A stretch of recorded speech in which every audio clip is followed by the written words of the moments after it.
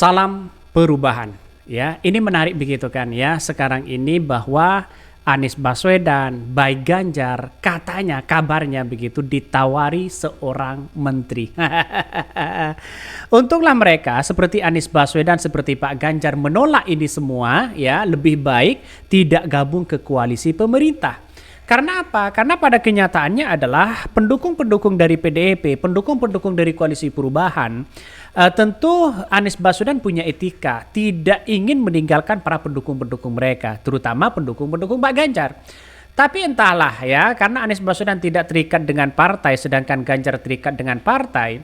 Ya, saya rasa kalau PDIP mau, ya insya Allah Pak Ganjar juga mau, begitu kan di satu sisi begitu.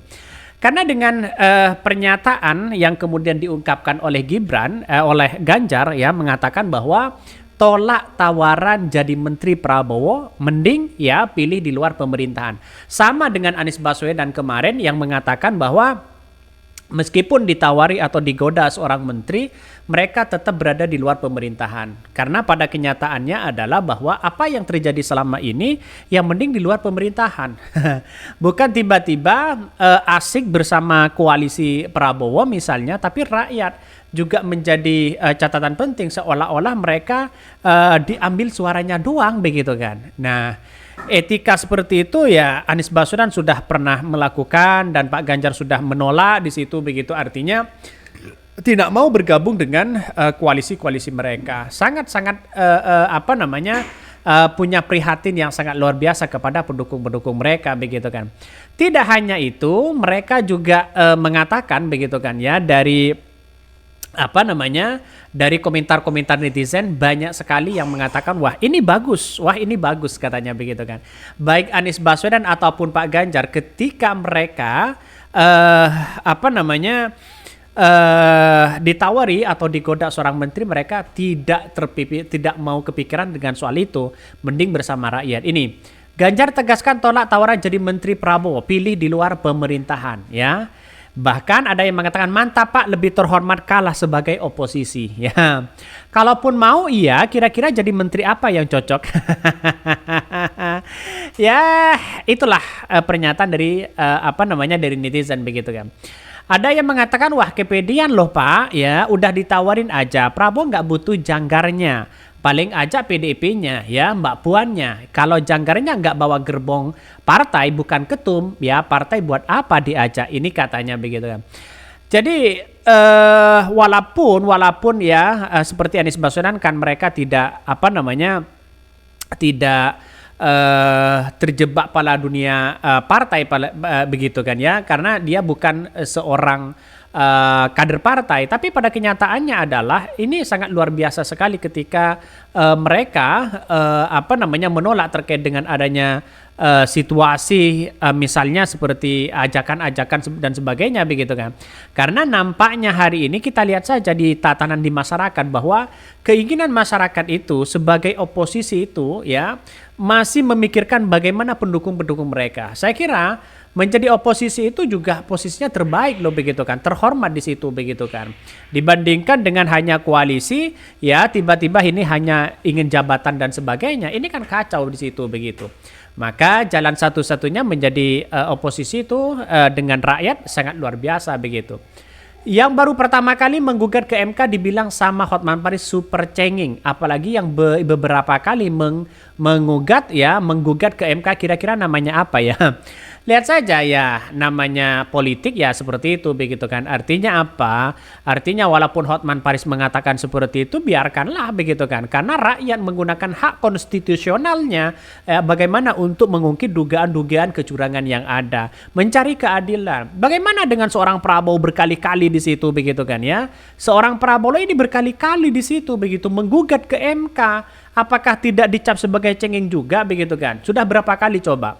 Mulai dari tahun 2024, 2014, 2019. Kita lihat saja di situ begitu. Jadi artinya apa? Artinya selama ini bahwa apa yang terjadi dan digaungkan oleh Hotman Paris saya kira oke lah, tidak menjadi masalah. Yang terpenting adalah ya rekam jejak sampai kapanpun itu ada.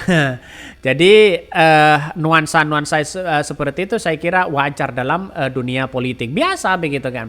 Karena pada kenyataannya adalah masyarakat itu melihat pada nuansa politik di mana mereka ya pro terhadap rakyat.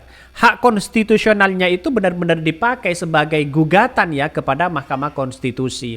Saya kira wajar-wajar aja kok begitu kan, tidak ada yang cengeng, tidak ada yang apa. Justru orang yang mengatakan cengeng disitulah orang yang kemudian bisa dikatakan sebagai ketar-ketir, panik mereka begitu kan ya. Bisa saja diskualifikasi seorang Gibran, bisa saja. Karena yang namanya politik itu ya tidak tahu kita berada di mana, tapi yang jelas adalah gugatan menurut saya pribadi hal yang biasa siapapun begitu kan. Ganjar tegaskan tolak tawaran jadi menteri, Prabowo pilih di luar pemerintahan. Ganjar ya, Capres 0 nomor urut 3, Ganjar Pranowo memilih berada di luar pemerintahan dibanding mengisi jabatan menteri pada pemerintahan yang akan dipimpin Prabowo Subianto pada periode 2024-2029 mendatang. Dia mengatakan keputusan yang berada di luar pemerintahan bertujuan agar keseimbangan pemerintahan tetaplah terjaga. Dia pun menyampaikan terima kasih kepada pihak yang menawarkan posisi menteri terkait wacana pembentukan koalisi besar oleh parpol yang mengusung paslon 02 Prabowo Subianto Gibran Raka Buming Raka. Kalau saya berada di luar mungkin itu jauh lebih baik karena check and balance pasti akan terjadi. Dan lebih banyak yang hebat ya kelompok-kelompok masing-masing, apalagi kalau dilihat banyaknya sekali tim atau partai politik yang mendukung paslon pasti juga punya harapan besar. Betul begitu kan. Jadi artinya apa? Artinya selama ini yang kita lihat, yang kita pertontonkan kepada publik nantinya adalah kue-kue kekuasaan, kue-kue jabatan ya. Menteri ini, menteri itu. Dan kabarnya hari ini Partai Golkar inginnya minta jatah 5 kursi. Sedangkan yang lain minta 3 kursi. Ada yang lain juga begitu, separtai Demokrat mengkritik habis-habisan ya. Bagaimana peran ya, bahkan diungkit kembali seorang SBY turun gunung memenangkan seorang Prabowo, ada keringat sana sini begitu, padahal gabungnya belakangan begitu kan. Sudah mulai tanda-tanda bagaimana mereka menginginkan seorang menteri. Apalagi ya pendukung-pendukung mereka banyak sekali mereka begitu kan.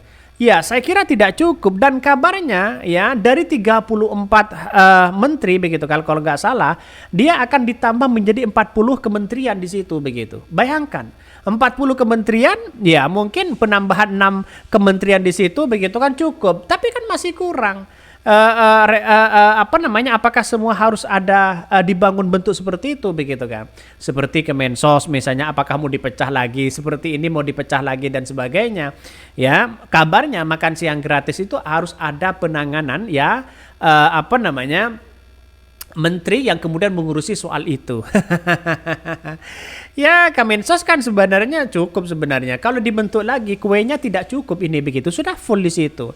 Ya, pada akhirnya ditempatkan yang ini, ditempatkan yang itu dan sebagainya. Masih banyak spekulasi seperti itu. Sangat-sangat disayangkan begitu kan. Maka disinilah saya yakin dan saya yakin-yakinnya apa yang kemudian disampaikan atau dia lakukan oleh Prabowo Gibran nantinya tidak begitu efektif. Ya, kita akan buktikan aja ya. Mungkin itu yang kami sampaikan ya, tonton terus di channel Hodari News ya. Ini channel terbaru kami begitu kan. Di samping di satu sisi kita fokus kepada berita-berita faktual. Jangan lupa di subscribe.